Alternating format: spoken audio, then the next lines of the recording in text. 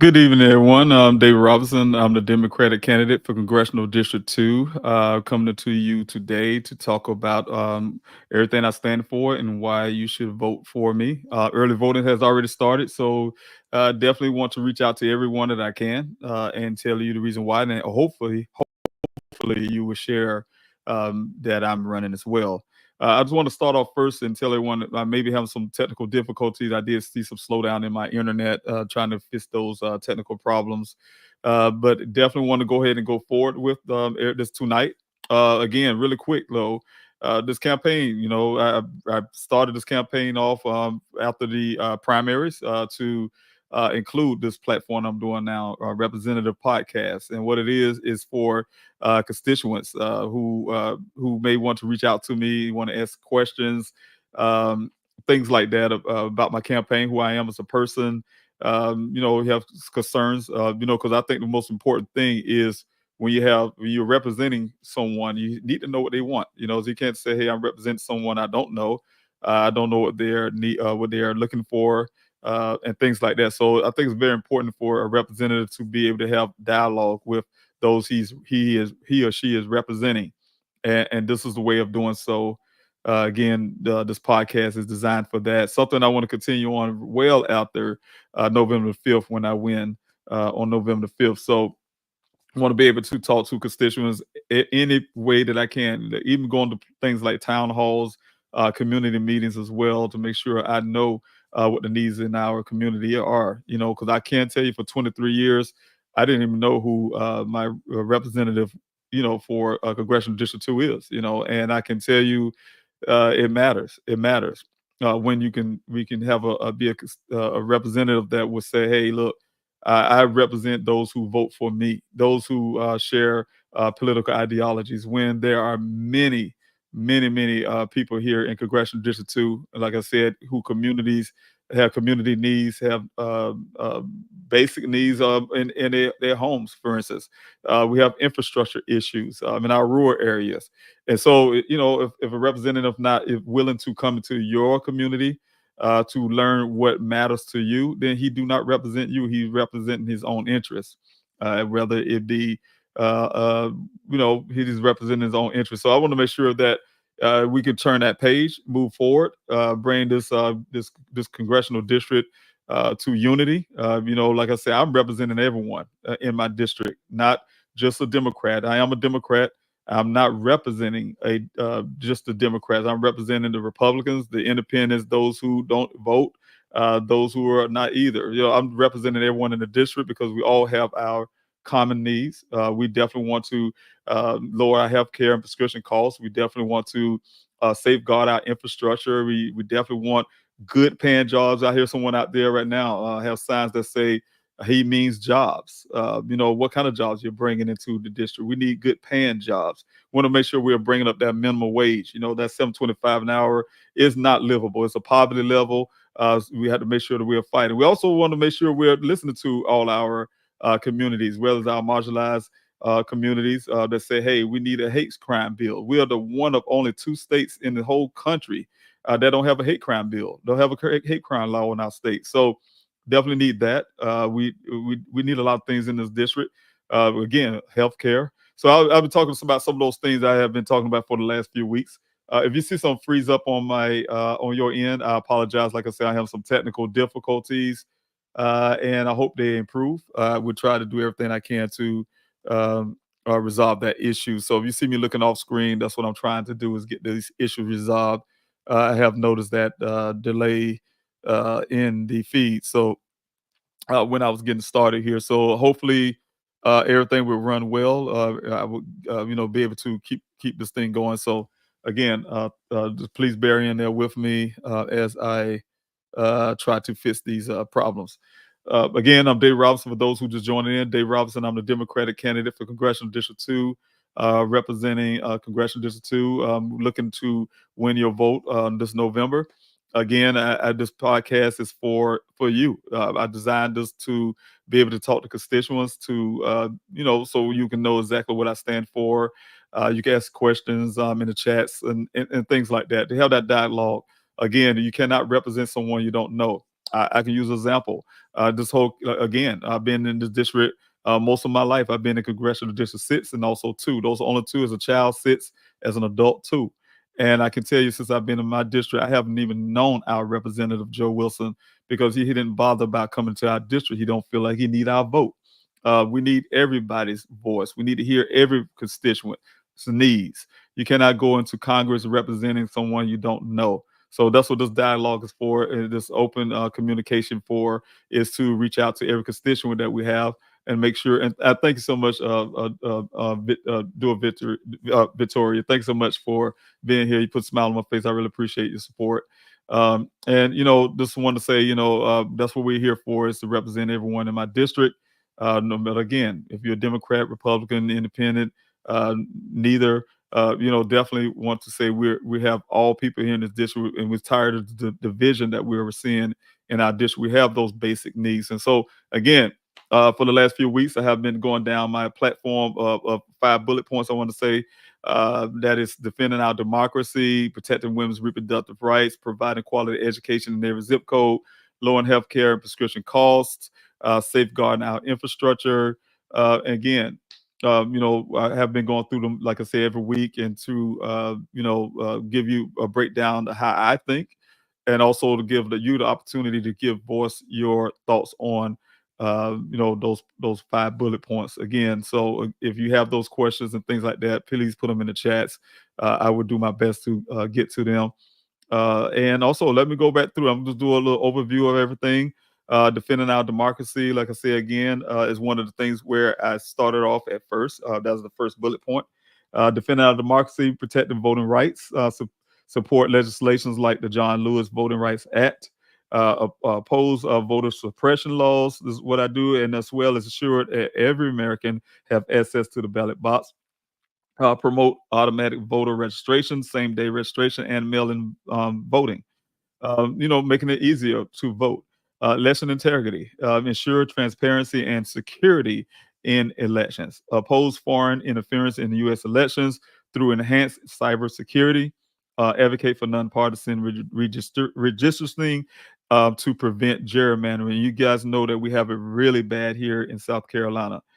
Campaign finance reforms, push to overturn Citizens United to reduce the influence of dark money into politics, support public financing options for political campaigns to level the playing field for all candidates, combating misinformation, advocate for better regulations on social media platforms to curb the spread of disinformation, support media literacy programs to empower citizens to identify these changes. So I will be going across these really fast, everyone, because I want to just hit certain points and tell you all the 5 bullet points that I have been hitting for the 5 weeks. I skipped last week, but the 5 weeks. Defending our rule of law again, uh, spanning civil civic participation, also protecting whistleblowers and journalists, addressing systematic inequalities, and also strengthening our democratic institutions. So again, this is a part of our democracy, defending our democracy. Again, being a veteran, I know all too well. I was on the front line. So for one thing, I can tell you, I am a wartime veteran, and what that means is, anytime we left the FOB, my better buddy and I, and also our whole entire company, we knew that you leave that wire, you may not come back. And I remember the first time I went to Afghanistan, and when I sat there that morning, I could hear the sounds of that early morning prayer that they do over there, and I just realized how far I was away from home. And it's that thing that came upon me. It's two things that came. I know I'm far from home. The other part was the pride and and just know that you're representing everyone back at home. No matter what you are, what your political ideologies, your religions, etc. We are representing America. And it didn't matter. We didn't have a party. We didn't have looking at one and say, hey, I'm just representing this and that's it. No, we represented everyone. We put our life on the line for this country, and I'm willing to do it again. So what I'm saying is, when I raised my right hand, I took it personally. I took it personally because I felt the pride of knowing that I'm representing something bigger than myself. And I can't tell you, one thing for sure is that we got to defend our Constitution because that's what I have raised my right hand to do against foreign and domestic enemies. So again, we have to make sure that we're not allowing things like Project 2025 to dismantle our Constitution as well as the rights that we're fighting for. I remember from the foundation of our country, we was getting away from kings and things like that, to rule over. We were expanding the rights and protections of those rights for Americans, not taking them away. So again, we go to the next bullet point, of course, you guys, and that is to provide. First, it was defend our democracy, protecting women's reproductive rights.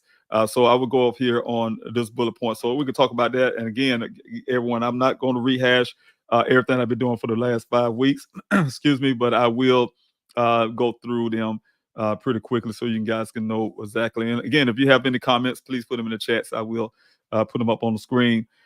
Women's reproductive rights, defending our democracy, protecting voting rights. Again, and one thing is I want to say, and the reason I put that there as well is that women's reproductive rights is American rights. It's no different. Women's reproductive rights are fundamental human rights. Every woman should have the freedom to make her own choices about her body, her health, and her future. The right to safe and legal abortion is essential. It is not a role for the government to interfere in deeply personal medical decisions. Access to comprehensive health care. We must ensure that women have unrestricted access to comprehensive reproductive health care, including contraceptive, prenatal care, and abortion services, no matter where they live in their financial situation. Live or in their financial situation. Healthcare is a right, not a privilege. We must work to improve access to affordable healthcare. That include aspects of all aspects of women's reproductive health.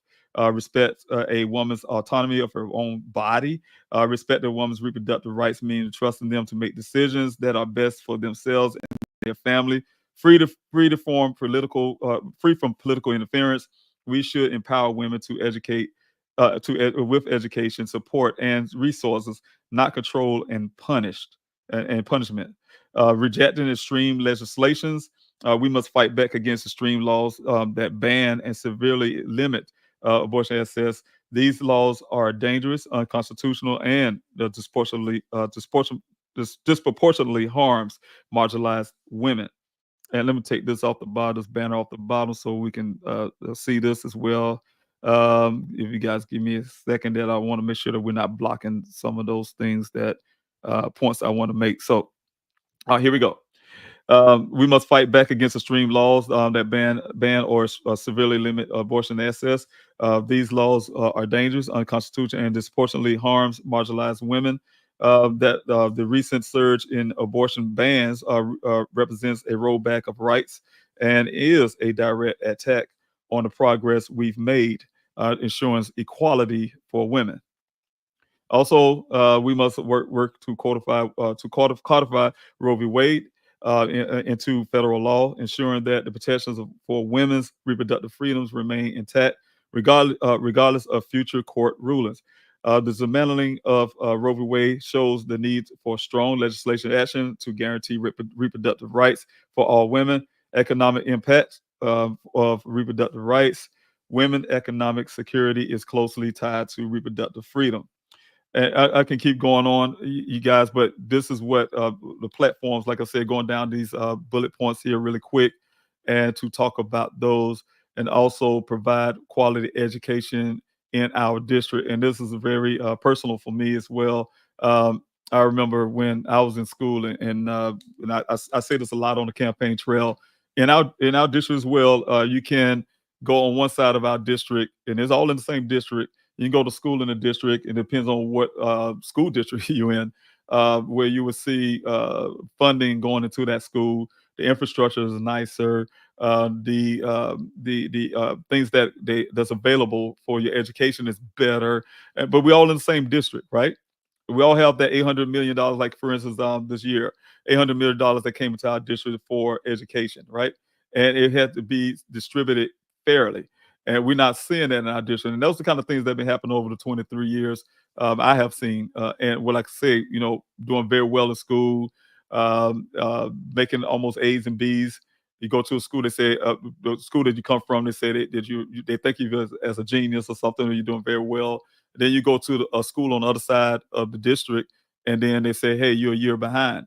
You're a year behind because the school that you're attending first were receiving our hand-me-down books from the year prior. So again, and so those are kind of things shouldn't be happening.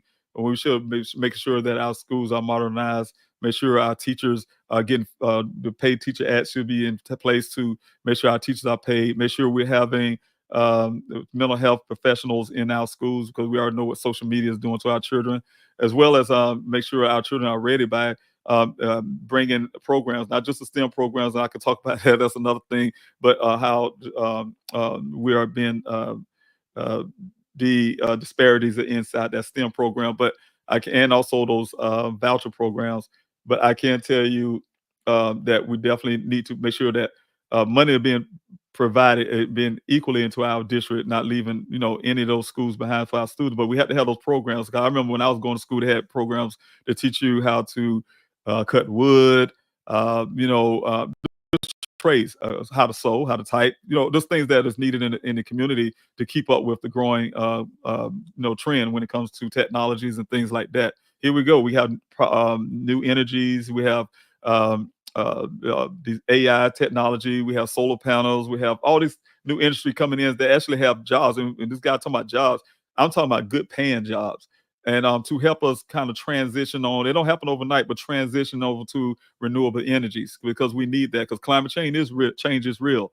But those are jobs. Those are future jobs for our children. So we have to make sure our children are ready by making sure that these classes are in place, whether it's after school programs, offering trades, like I said, in there. We teach you how to create these solar panels, for example, I'm using an example, and some of these things that matters. Also, again, and also to incentivize our children to go to school by lowering the cost of education when they decide to go to college and pursue their dreams and aspirations.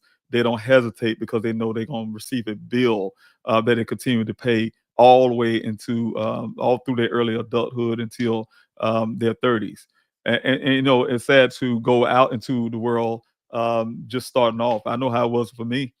Being a single parent as well as just starting off, when you start off with no credit and you have to build credit and all these kind of things, and then you have debt that you have to fight for and pay. A lot of times people don't end up doing their jobs. They end up going to work these 4 or 5 jobs to make ends meet and just to pay that bill off. And then it turns into not ever going into the career path that they chose when they went to college. So we want to make sure that children are incentivized by make sure we're bringing those costs of education down as well. So again, let me go back up to the screen if I could pull that back up when it comes to quality education in every zip code. Quality education in every zip code is universal access to pre-K. Democrats will advocate for universally early childhood education, ensuring all children can access quality pre-K, pre-kindergarten programs, improving public schools commitments to strengthening public schools with better funding, small classroom sizes, and modernized facilities, affordable higher education, proposal to make college a more affordable, including expanding Pell Grants and reducing student loan debt. Teachers pay and support increasing teachers' salaries, provide better professional development, and ensuring teachers have necessary classroom resources, like again, mental health professionals into these classrooms. Teachers should not be a teacher should never be trying to teach class and be a mental health professional at the same time. And that's very difficult, and it causes our children to go behind, and the teachers not getting paid for that. So again, we want to make sure we're protecting our teachers as well. Also, curriculum diversity and inclusion support and inclusive curricula that reflects a broad range of perspectives and promote diversity, equity, and inclusion. Investment in STEM education, emphasis on improving access to science, technology, engineering, and mathematics STEMs. education to prepare our students for a competitive workforce. But I want to stop there for a quick second. This is what I'm talking about because I have found, if you're looking deep into some of our STEM programs, like for instance, I have a county called Aiken, South Carolina, and the Department of Energy spends a lot of money into Savannah River site down there. But they have education STEM programs through USC and a little through some of our HBCUs, but programs that is available to our HBCUs. But those fundings are not distributed equally and to our HBCUs to provide their own programs, for instance. And so you can see some of those disparities when it comes to even government money into our schools as well. So I'm looking into those kind of things and make sure not just to have these STEM programs, but make sure those STEM grant programs are fair. Safe learning environment, advocating for advocacy for safer schools, including anti-bullying programs, mental health resources, and common sense gun legislations is a must for our district. Quality education in every zip code. I have missed that I in that zip code.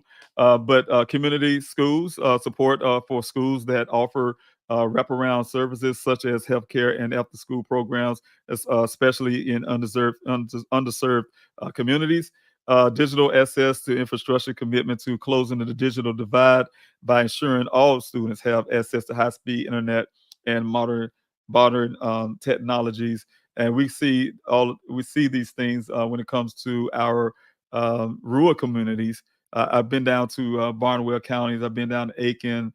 I've been out some of these areas where you can. I mean, it's sad when you go to visit some of these schools and the infrastructure is torn. You look at again the availability. You go to Leesville, South Carolina, for instance, and the availability of teachers in the classroom, things like that. They had to go bus to or travel to other part of the district just to go to school. So a lot of problems in our education system that it can be resolved. And here we are, someone who's been in office for 23 years, and it don't take 23 years to improve these issues. And it all it takes is a representative to listen. That is the first step, and also to act is the second step. And so when you talk to people in these districts, they say, "Hey, this guy don't come down to talk to us. He can care less." And that's a sad. When I said the part I said felt sad to me is when you go down and you hear the constituents say, nobody, I won't use the word they use, but nobody cares about them. They're left behind. They're in the rural area. They still have dirt streets. Still have fallen infrastructure. Still have power lines that should have been buried a long time ago. We're gonna get into the infrastructure part, but what I'm saying is they have the sentiment no one cares. So when they feel that no one cares, sometimes they don't even bother by voting because why? Nobody cares. 'Cause that's because you have to be careful who you represent, who you choose to be your representative. Are they representing you? Like I heard my competitor say on the one of the news organization. I can't think of the name right now. We both had to fill out some surveys, and he says he talked about conservatives. He never mentioned anybody. You don't say it that way. You don't mention anybody else that you're representing. And that's the key right there. When you see the problems, that's the start of the problems right there. It's the mentality, it's the mindset, it's the us and them thing mentality. um I represent. If you go to Joe Wilson's campaign office, all you see is Trump, Trump, Trump, Trump, Trump, Trump. No, you don't represent. You don't see me have Kamala Harris stickers all over my car and everything. No, I'm fighting to represent everyone in my district. I'm not fighting to represent VP Harris. No, I'm representing everyone in my district. That matters. You don't look at party. You look at the needs of your community. You cannot allow 23 years of ignoring a rural area that is part of your community. Because I said this many times before, we're only as strong as our weakest link. And when our rural areas and our marginalized communities are weak, we all are weak. And so that, and also it hurts our economy because if they're not doing well, we're not bringing new resources into those districts. We're not those part of the districts. Not bringing in new development. We're not bringing in new business. We're not bringing in anything. But he's talking about at the same time, he's saying, I'm bringing jobs. What kind of jobs are you bringing? Poor paying jobs, $7.25 an hour jobs. That is poverty level. And we wonder why we're falling behind in the state. because of that mindset. We need new leadership, everybody. So say no to Joe, November the 5th. That's where we're going. All right, and go to the next slide here. Um, in quality education in rural areas, lower school funding, lower school funding. Rural schools often receive less. This is what happens when they get less funding. Is what I'm saying here. The disparities. These are disparities we see in our rural areas. We see lower school funding. Rural schools often receive less funding compared to urban areas, leading to inadequate resources, outdated textbooks, and fewer extracurricular programs. Teacher shortages. I'm telling you guys, I've talked to, and I'm telling you, it'll hurt your feelings when you talk to those in, and I talked to those that was in Leesville, South Carolina was one. Um, I mean, it hurts you when you hear exactly what I'm saying here. Things are happening here in South Carolina. So if you're living in Columbia and you feel safe and you're in your cities, but you got to think about everybody else in your district. What about them? We cannot just say in the military. And Joe Wilson thank him for his service. He's ex-military, right? And he knows in the military we are not leaving any American behind. Over there, we are in war. When in Afghanistan, we have battle buddies. Things happen. We don't leave anyone behind. We will not leave anyone behind. Why are you leaving people behind in your district? And you know those sentiments. Those are the things that we learned. Those things we learned from basic training. You don't leave Americans behind. You should not be leaving Americans behind on our soil. So again, we want to make sure that we're fighting for what's right. Um, let me start here again. Lower school funding is our disparities. Rural school often receive less funding compared to urban areas, leading to inadequate resources, outdated textbooks, and fewer extracurricular programs. Teacher shortages. Rural communities struggles with a shortage of qualified teachers, leading to larger classroom sizes, reliance on long-term substitutes, or underqualified staff. Lower teacher salaries. Teachers in rural districts often earn less, which makes it harder to attract and retain talented educators. Limited access to advanced courses.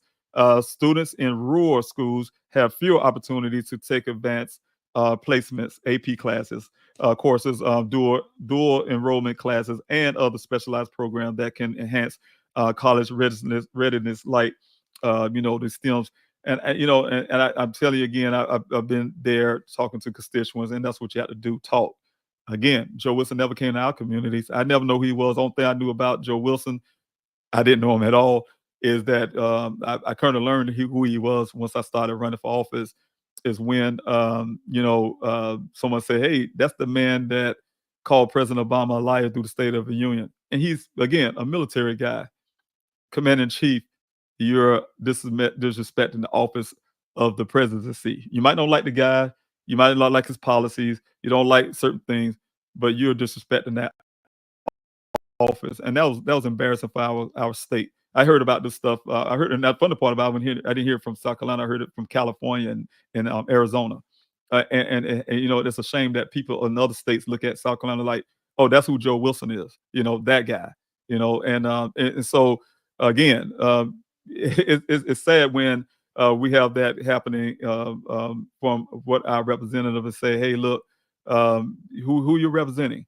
Who are you representing in our district? So again, limited access to courses again, the STEM programs, and things like that's very important to students. Disparities, poor infrastructure and facilities. Many rural schools suffer from outdated and poorly maintained infrastructures, including aging buildings and inadequate heating and cooling systems and insufficient school technologies. And I'm telling you guys, go visit Leesville, go visit some of these rural areas in Barnwell County, and I promise you, it'll bring you to a new reality that you right here in South Carolina, and you're seeing these things in Joe Wilson's district. You're seeing these things. Go to Swansea, go to North, go to some of these areas where you don't normally travel. And I guarantee you, this is your district. This is your district. Everybody who's listening to Congressional District 2 right now, this is your district. I'm talking about nobody else's district. We got a lot of districts in this state. I'm talking about Congressional District 2. Just travel around Congressional District 2 and tell me what you think. Digital divide. Students in rural areas often lack reliable access to high-speed internet, which limits their ability to participate in digital learning, complete homework homework and assess online resources. Higher dropout rates. Rural schools tend to have higher dropout rates, driven by factors such as economic hardship, uh, limit limited academic support, and fewer career paths, fewer extracurricular opportunities. Rural schools typically offer few sports, arts, and extracurricular programs due to funding limitation and reducing student holistic education experience. Again, I'm telling you guys, and I'm going to sound like a broken record, so I have to because it's important. It's important to me. Just go to these schools you see, and this is 2024, and we still seeing dirt roads. We still seeing torn schools. We still seeing. I mean, just go visit, and then you like, wait, you think you back in way back somewhere. This is 2024 in our district. We are leaving Americans behind, and we got to stop doing it. I get it. I get it. Some of us are very passionate about our party. Oh, I'm a Democrat, I'm a Republican, I'm independent, or I don't believe in all of that. You got to believe in the district. You got to believe in each other. We got to believe that, hey, look, need to have a representative that actually listens and hear our voice. I've been to, and I'm gonna tell you an example. A black vote do matter. Black constituents do matter, and I had to put it this way, but this is exactly. Oh, I'll say voters of color matters, and the reason why I say this because I have been on the campaign trail, and I went to two NAACP meetings, one in Lexington County, one in Aiken County, and Joe Wilson was invited to both. Invited to both, just like they invited me, they invited him too. And there wasn't no debate on the thing. It was to hear what the constituents has to say. What are the needs of our communities? This guy did not attempt to show up because he felt like he don't need our vote. That's not representation. That is one-sided representation. You're representing those who vote for you. You're representing a man who's not even from our state. Hey, I get it. He was president before. He's running for president again, but you're not representing him. You're representing the people here in the state, in your district. Why are you representing a person or a party? No, you're representing the people in congressional district two. And that's what the problem for again, I'm gonna say it like I said earlier. I'm not waving around a bunch of VP Harris signs and Tim Walz sign. I'm not running around saying, hey, this is who I'm representing. No, I'm trying to represent the congressional district two.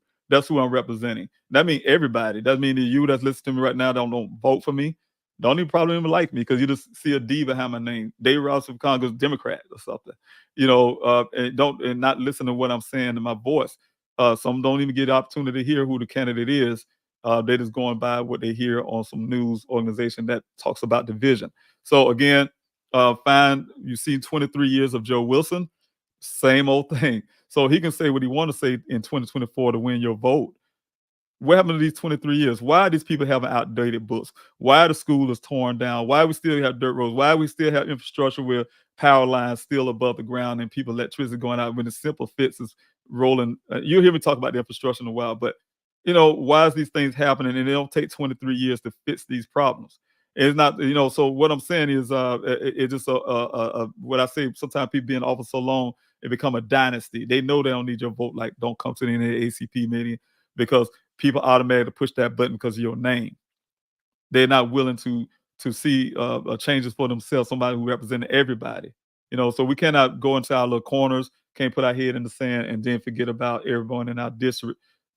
When we all in one district, we all have same common things. If you talk, if I guarantee you, we have this dialogue we have here. We have some of the same basic things that we all want. Again, when I'm talking about those 5 bullet points. So that's why I'm going through these tonight to go through these 5 bullet points that everybody would like. All right. Again, we can go to the next page, but I'm trying to jump through this real quick. Limited access to mental health and support. There's some of the disparities in our rural areas. Limited access to mental health and support services. Students in our rural areas often have limited access to mental health counselors, academic advisors, and other support services. Transportation challenges. Long bus rides and transportation issues can make it difficult for rural students to attend schools consistently and participate in activities. Again, that is what's happening into uh, our rural communities. And I'm telling you something, you guys, from the bottom of my heart. I hope you guys get this. Don't allow love for party to cause you to vote against your own interests. When I say that, is meaning that when you see that the person who's saying they're representing you are allowing these things that I'm talking about right now. These are things that happen. I'm saying just go look for yourself. Or research yourself and go look for yourself. It's happening in our district for 20. We can just put it at 23 years. And if it wasn't true, those things should have been fixed a long time ago. Infrastructure when Helene hit our state could have been fixed 23 years ago, bearing these power lines. We get funding from the federal government where the money's going. So what I'm saying is, don't let the D in my behind my name or the R behind your name or I or whatever dictate who's really going to serve your best interest in this district. Because who's going to look out for your interest and everybody else's interest, and not don't look at it as, oh, I'm just going to look out for a Democratic community, whatever that is. I don't think they even exist, but a Democratic community in our district. We have a vast 5 county district, and we have different people, different kinds of people, different religions, different ideology, all the stuff in our district. We are very, matter of fact, you look this up as well. South Carolina is the fastest growing state in the country. We're the fast. We have people moving in from all across the country, moving into South Carolina. We're the fastest growing. We have to be ready for this. We have to look into these renewable energies for housing, and we'll talk about infrastructure in a minute. But for the housing, make sure these houses are energy efficient and things like that, because we have a lot, and there'll be a lot of strain on our infrastructure as well. So we got to make sure those infrastructures invested in properly. Again, we also need to. We'll talk about border security, for instance. Make sure that we have enforce our border security. Make sure that we're not having those resources drained from our district. Trying to provide, and things like that. So of course it'll be harder. So we want to make sure that we are taking care of those situations too. That also hampers some of the ability to take care of our infrastructure and some of the residents here. And lastly, not lastly, but the next point I will put up on the screen here will be okay. That's the wrong one I put up, but need healthcare. Healthcare. Need of healthcare benefits, and not allowing insurance companies to choose profit over coverage. Ensure access to coverage for all people with pre-existing conditions such as diabetes, cancers, and asthma can no longer be denied health care insurance, ensuring they receive the care they need without fear of losing coverage. And if you see that screen when I say, supporting VP Harris, some of her agendas, and what I'm saying is those things were some of the things that she's speaking of. We're low. We already put the cap on the insulin costs, for instance, what $35 for insulin, those who are on Medicaid. We want to make sure we're expanding it to everyone, not just the cost of that one drug. We also do for multiple drugs, and make sure that we're taking care of things like our for those who have asthma or cancer and things like that. These drugs. Prevents discrimination and eliminates discrimination based on health history, creating a more equitable system where everyone has the same opportunity to get insurance, regardless of their past health issues. Reduce financial burdens, and this is all, you guys, benefits of not allowing insurance companies to choose profit over coverage. And that's the reason why I say that again. Those are the policies that I think would work.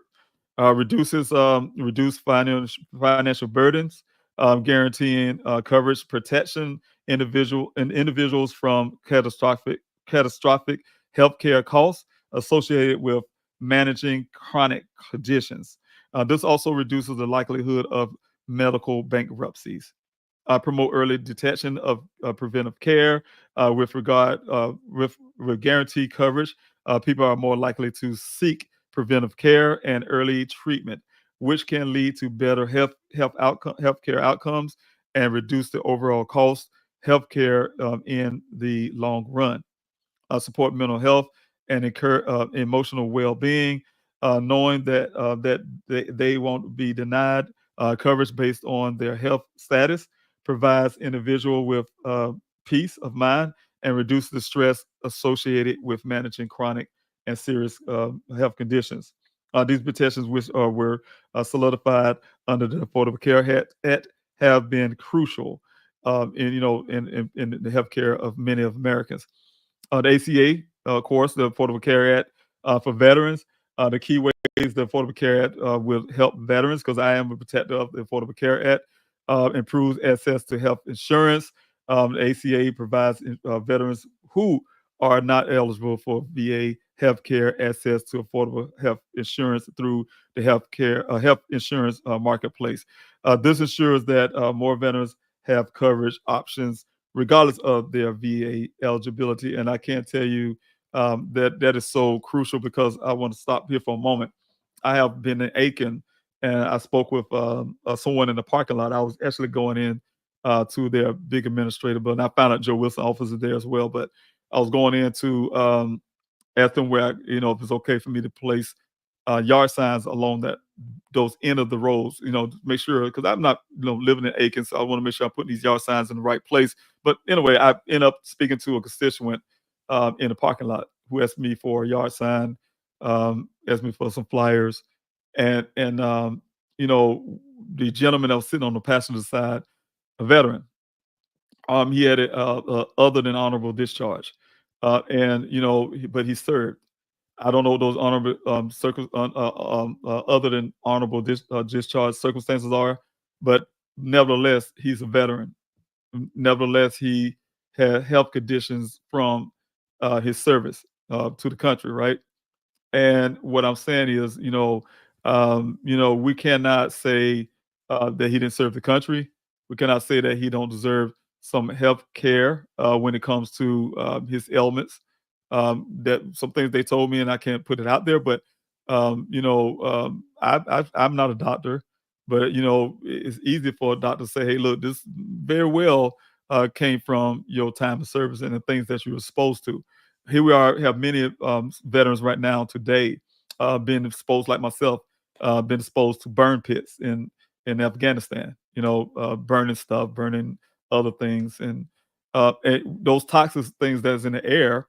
We don't know how it's going to affect us years down the line. We have a lot of coming back with thyroid cancer and some of these other things that pop up from that time later.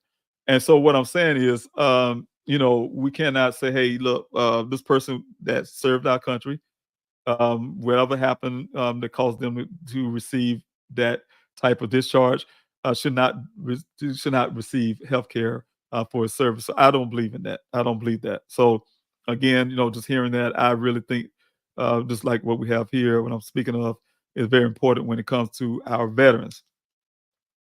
Also, it guarantees coverage for pre-existing conditions. Veterans who may have service related or other health issues are protected from being denied coverage due to pre-existing conditions, and during they receive ensuring they receive the care they need, allowing coverage for families.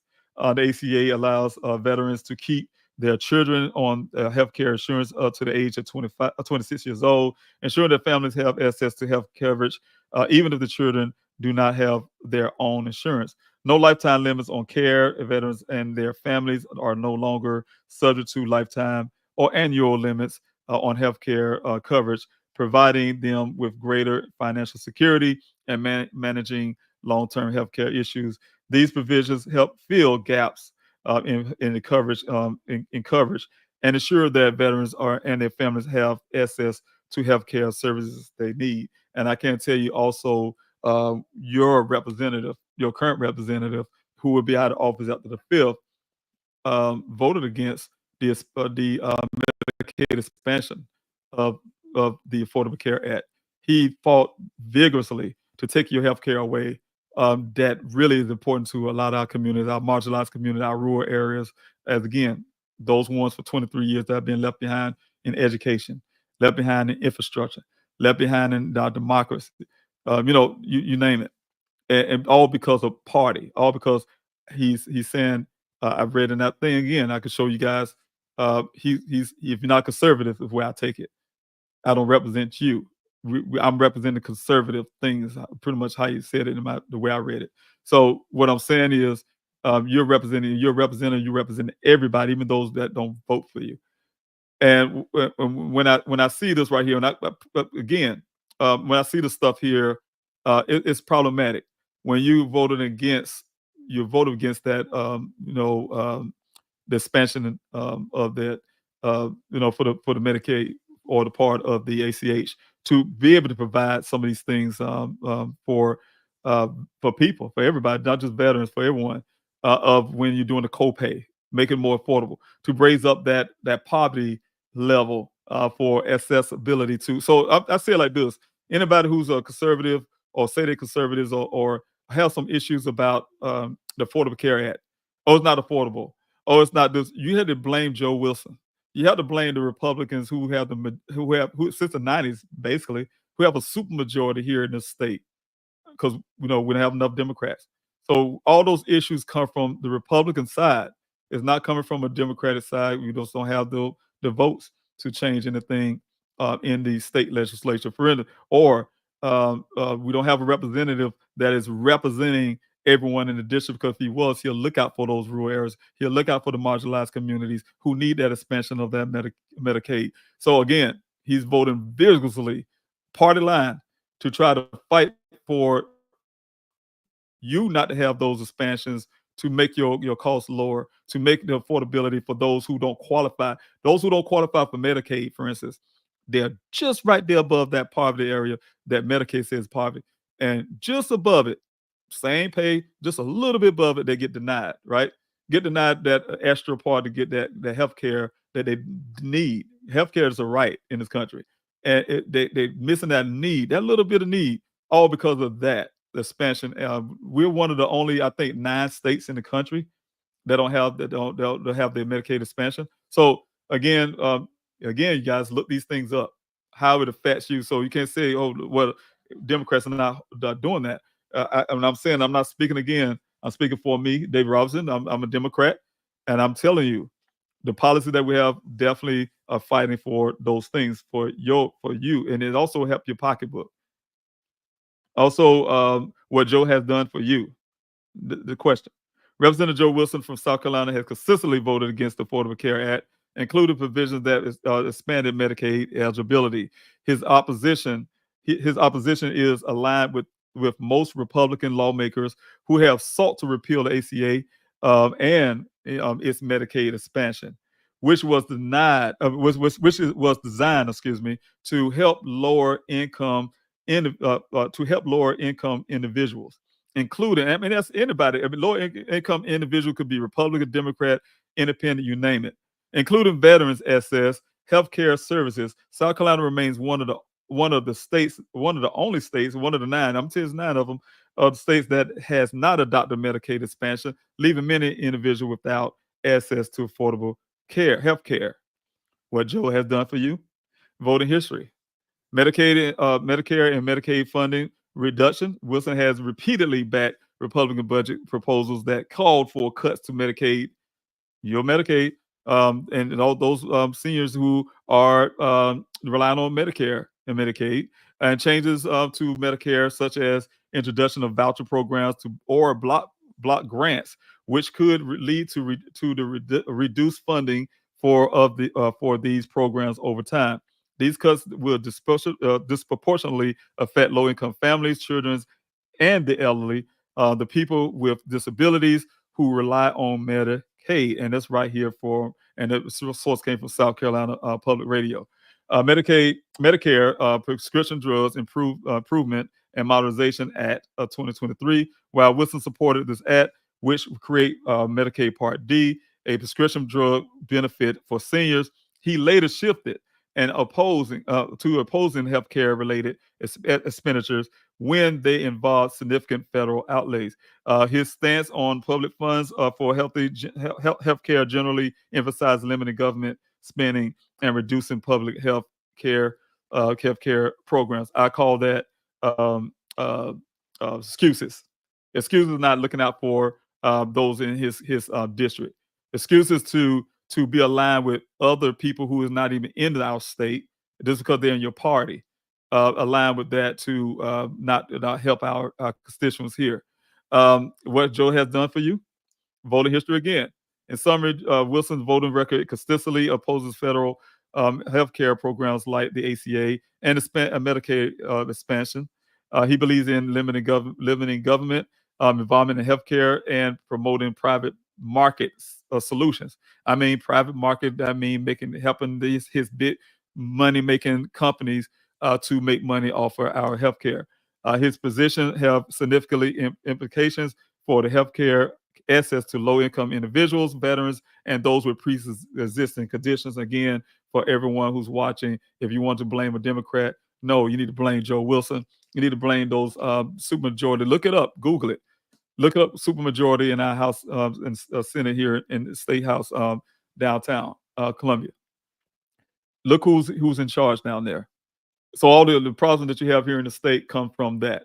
All your problems you have come from a representative like Joe Wilson, who's only looking out for party, his those who vote for him, and his own self interest, in my opinion. So again, again, we're gonna jump to the last point, and thank you guys for being here with me to join in here.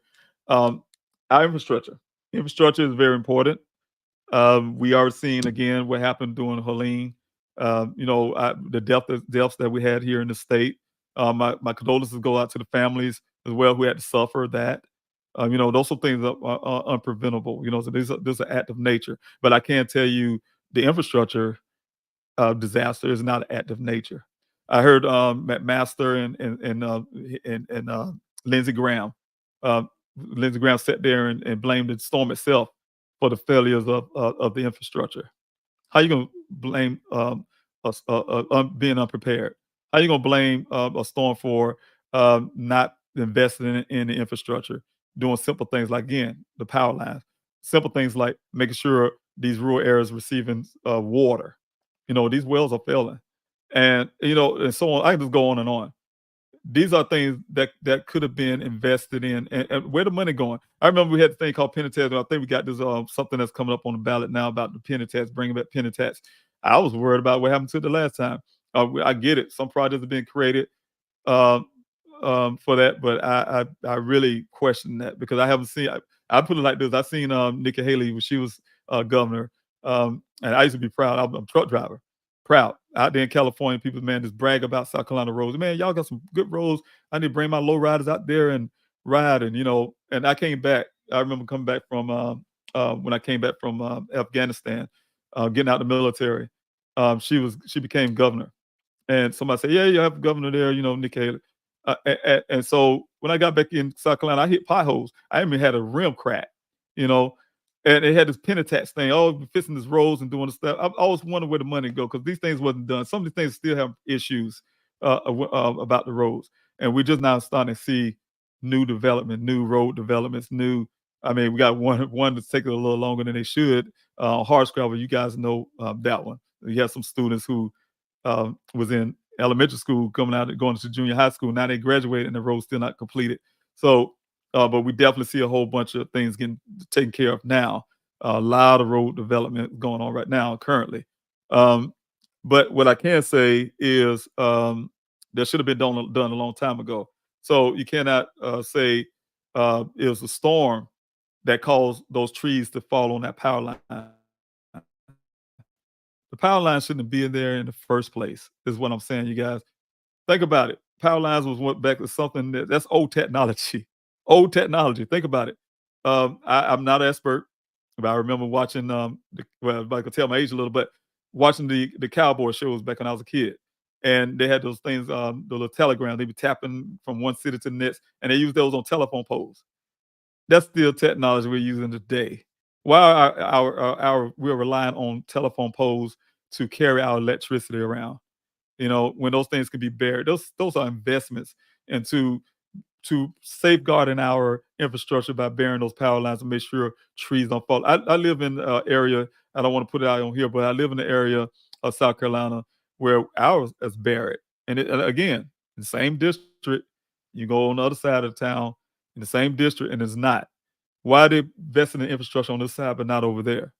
And what I'm saying is, it depends on where you live, is where the money seems like it's flowing to. Don't forget about the rural areas. Don't forget about the marginalized community. Don't forget about these areas. And that's what it seems like is happening. If you really look at it, it's the proper investment in bearing these power. Like when that happens, things happen, storms happen, we don't see no electricity popping out. So these things don't take 23 years to accomplish. It don't take 23 years to get done. Wow, if somebody's listening to me right now and they from the Joey Wilson camp, I guarantee they'll be on some saying, "Oh yeah, we invested in infrastructure." So you've been investing in it for 23 years, 23 years, and it still ain't done. So that's a problem. That's a problem. So we need someone who have new ideas, new direction, and get things done. So again, you guys need to rethink just because of your party, rethink who you're wanting for your representative. It's one thing the president's election, one thing a senate election, or one thing you need to really think about who you allow to represent you. Again, um, investing in transportation, improving our modernization of our infrastructure, investing in transportation infrastructure, bridges, roads, highways, to prioritize fixing aging roads and bridges, ensuring safe reliance. Bipartisan infrastructure law that passed in 2021 has allocated billions of infrastructure law passed in 2021 has allocated billions to repair and upgrade these critical systems. So where's the money going? Where is it? Where is it, Joe Wilson? Public transportation transits, expanding and modernizing public transportation systems such as buses, subways, and light rail to reduce traffic congestions, cut emissions, and connect more Americans to economic opportunities, clean energy and sustainability, electric EV infrastructure. Democrats are advocating for a nationwide network of EV charging stations to support the transition of electric vehicles. This is a part of the broader plan to combat climate change and reduce the dependence on fossil fuel. And I'm gonna say this right here: climate change is real and it's happening now. It ain't coming; it's already here. But I can tell you, these are this is called preventive. You go to your car, you go get your car service. I hope you do anyway. When your oil change is due, your tires or your brakes, you change the transmission fluid, I guess, when they need whatever need to be done. You do these preventive maintenance. You don't wait to tragedy and then try to fix something, right? Here we are. You got some people will tell you we're trying to take your gas cars away or something, or trying to whatever the case may be, and they use all these great things they'll tell you to help that man on top, that oil industry, or this other people that they're getting kickbacks from probably, and put out these things that somehow nobody, the responsible people, are somehow trying to take things away from you. No, we're being an adult in the rooms. Like I said again, it's maintenance. Being the adult in the room to like when you do when you safeguard your house when you have a little baby, for instance. Maybe a bad analogy, but what I'm saying is when you're sitting there making sure that you're being ready. It's here. Climate change is here. You can deny it all until we see what happened. Like I said, Helene, we're seeing more things happen. These big storms, it's coming. Those things are happening more and more. And what's going to happen is, let's say if a person don't believe it's happening, why not get yourself prepared for things that can come? Why not use common sense things? These things are common sense. Again, the bearing the power lines, the make sure that people have drinking water. Don't wait till the lead pipes killing people like in Flint, Michigan, something going on. Let's get these things done. Don't wait till the roof fall on a children's head at the school down in the rural areas. Let's get these things done. And then they'll tell you not to spend money, but they'll spend money on war. They'll spend money on every other thing. They'll spend money on being on cruelty to other humans, but don't want to spend money on you for the best interest of going on in your district. People who are suffering, people who need money now. They'll tell you, hey, don't we don't want to spend money on trying to make sure we get this minimum wage done, or investing in our working class, our middle class, and our entrepreneur programs to actually help our economy speed up and move faster. No, we want to make sure our buddies at the top get their cut tax breaks and their cuts and everything else. And that money trickle. Where's the money that ever trickle down to anybody when it comes from the top down? Because again, we even see what Elon Musk doing, flying in space somewhere. I'm using an example. All the money he got, and not one time. I guarantee you, it's probably hard for you to find anything. He wouldn't give a bum on the corner $5. I guarantee you that. So and I might use what I say a homeless person on the corner. I always use the word bum. That's what I grew up with. But what I'm saying is, someone on the corner a homeless person who need money. Probably wouldn't do that. So what I'm saying is, nope, they don't have the mindset to put money back in the economy. They have mindset to invest, get more money, get more money. It's a money race. It's a money race for them. Who cares about those who we could trick and put our $1 billion, $1 million ads out and our misinformation out there to make you feel like it's a war against this set of poor people and the other set of poor people, and it's oftentimes built on race or something. But that's what their tactics are. So we have to kind of combat that and look at things a lot different. Look at our infrastructure. Look at things that we need, and trust me, the money is there. The money's there, and people say, "Oh, we don't have the money to do." No, we do. It's called prioritizing, doing things right. Get your priorities right, and make sure we actually invest in the money the right way in our middle class, in our working class, because we already know when people need money. I hear people bragging about saying Trump was giving them stimulus money, and that's why they want to vote for him. It's sad to say that. No, he said he wanted his name on that. I mean, no president ever did it. It's like we heard the other night. Nobody else say president say they give money to put money invest into the economy to help the economy, but nobody say I want that check to have my name on it or something. Just like he put his name on a building somewhere. No, no, it happens all the time. When it happens when we have these tax credits, for instance, when a mother or a single parent working hard and they get tax credits for these are things that help in the economy, right? And so what I'm saying is, again, I can go on and on and on, but I want to go back to this infrastructure part here, so I can go ahead and jump off. I think I've been on longer than I really want to. I was being long-winded. Public transportation expanded, modernized public transit systems such as buses, subways, and light rail to reduce traffic congestions, cut emissions, and connect more Americans to economic opportunity, clean energy, and sustainability. Electric EVs infrastructure. Democrats are advocating for nationwide network of charging stations and supporting transition to electric vehicles. This is part of the broader plan to combat climate change and reduce dependency on fossil fuel, not eliminating, to reduce dependency or dependence of on fossil fuel. Renewable energy development. I am focused on investment in wind, solar, and other renewable energy projects.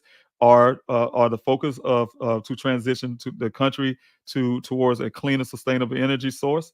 I am aiming to expand access to renewable energy infrastructure, especially in undeserved communities. And these are jobs, you guys. And the guy said he bringing jobs. No, these are good paying jobs that can come into our community and our district, helping rural communities as well. Improving and modernizing our infrastructure, water and waste and water system, clean drinking water. Efforts are underway to replace lead pipes, and here it is. It don't take 23 years to do this. Lead pipes and upgrade outdated water systems to ensure safe and clean drinking water for all Americans, particularly in marginalized communities that have been neglected for years, for 23 years, and stormwater and wastewater upgrades. Democrats are also focused on improving stormwater management and wastewater treatment facilities and prevent flooding and pollution, which will help combat the efforts of climate change. That's what I believe in as well.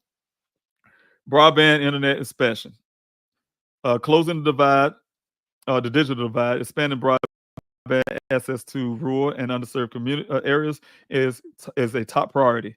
Democrats are pushing for high speed internet to be available to every American, available to every American, recognizing it's essential for education, healthcare, and economic growth. digital infrastructure improving cybersecurity, and digital infrastructure to protect against cyber attacks and enhance the digital economy. And I will stop here. Climate resistance and disaster preparedness. Again, with Helene. Climate resistant or resilient infrastructure. I advocate for an infrastructure that can withstand the impacts of climate change, such as flood defenses and heat resistant roads. They are working uh, to integrate climate resilience into the infrastructure project. Disaster response systems, investing in early warning systems and emergency response infrastructure to better prepare for natural disasters like hurricane and floods. Affordable housing and community infrastructure, housing developments. Democrats are pushing for investments in affordable housing and the modernization of public housing to ensure that every American has access to safe and affordable living space. Community revitalization, rebuilding and revitalizing economically distressed areas by investing in community infrastructures like schools, parks, and also local facilities. Again, everybody, thanks so much for listening in. Those who have joined on the Instagram side as well, on the Facebook and Twitter, Facebook and YouTube. Thanks so much for being here tonight. Again, I'm Dave Robinson. I'm Democratic candidate for Congressional District 2, and I am running for, again, Joe Wilson seat. He's been in office for 23 years. 23 years of, in my opinion, self-serving. 23 years of representing a party of one. I say a party of one. He's representing those who are not even in our state, and to ignore the obvious, the people who's been crying out for many years, our rural areas, our marginalized communities, as well as some of our urban areas when it comes to the cities. Things, the needs, the infrastructure, the healthcare, the liberties and rights to our democracy. Because if you're standing in a line with anyone who can stand up, who have dodged drafts, I've been on the front line for this country. I know a person who haven't been on the front line for this country, but at the same time, there are those who uh, put that person first.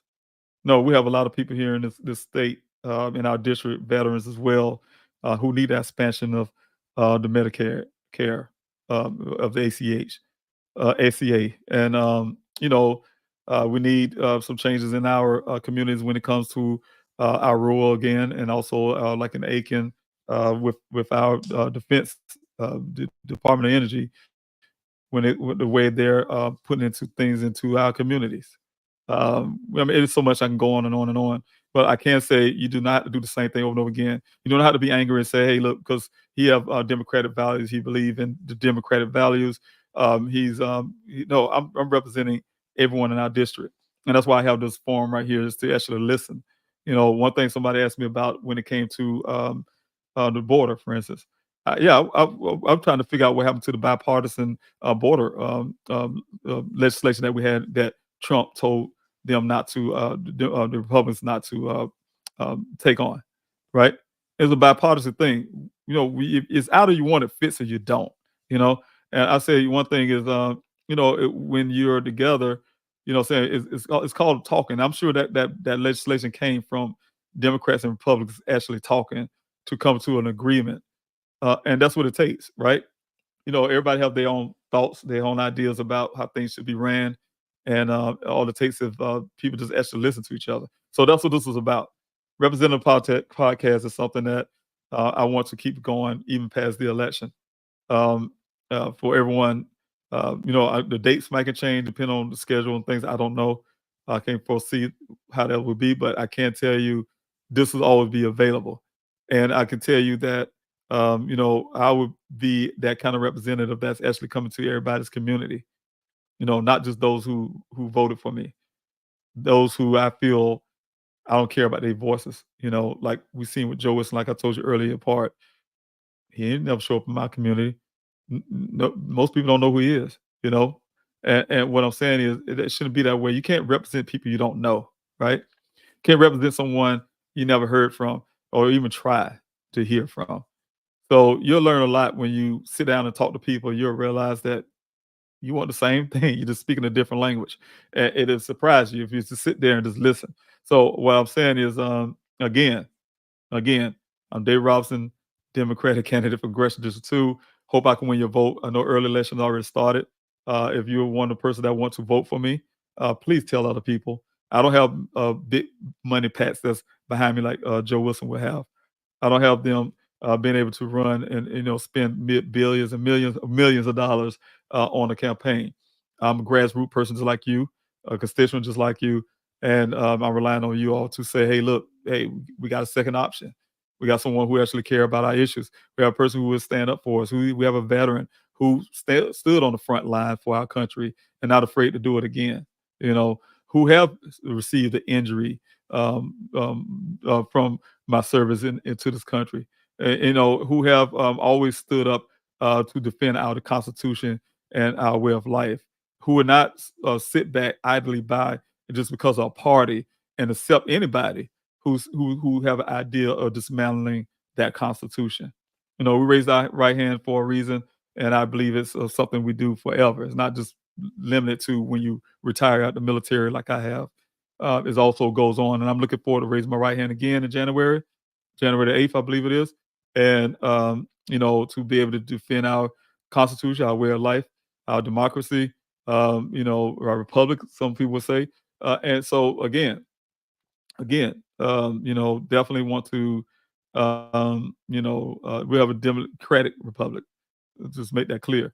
And so what I'm saying is, again, want to make sure that we're actually, standing up for everybody in our district.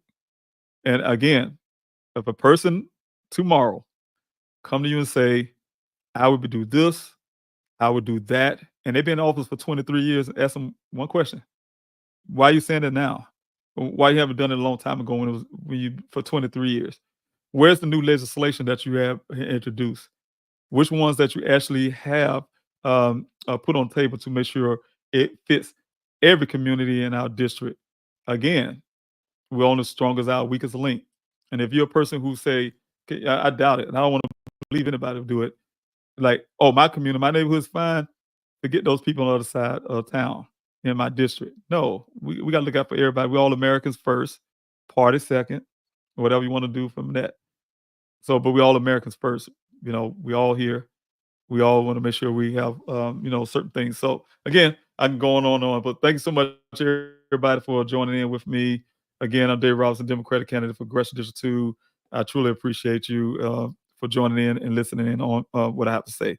Take care of yourself. And again, I hope to win your vote. Have a blessed night. My name is David Robinson. I'm a proud son of Columbia, South Carolina. I was raised on the Southern values of faith, family, and treating others as you would like to be treated. I believe in the power of a handshake and the strength of one's word. As a single parent, I faced the challenges of making ends meet firsthand. When I heard the call to serve, I knew I had to act. I served my country where I learned that we are all in this together, regardless of race, color, or politics. Whether it was in Afghanistan or Arizona, I saw the power of cooperation. Now, I'm ready to bring that same spirit to Washington. Our nation's future depends on our ability to work together and focus on the bread and butter issues that matter most to everyday Americans, not sowing seeds of division. This November, when you cast your ballots, remember, it's about more than just politics. It's about sending someone who will truly represent all South Carolinians. I am David Robinson, and I approve this message.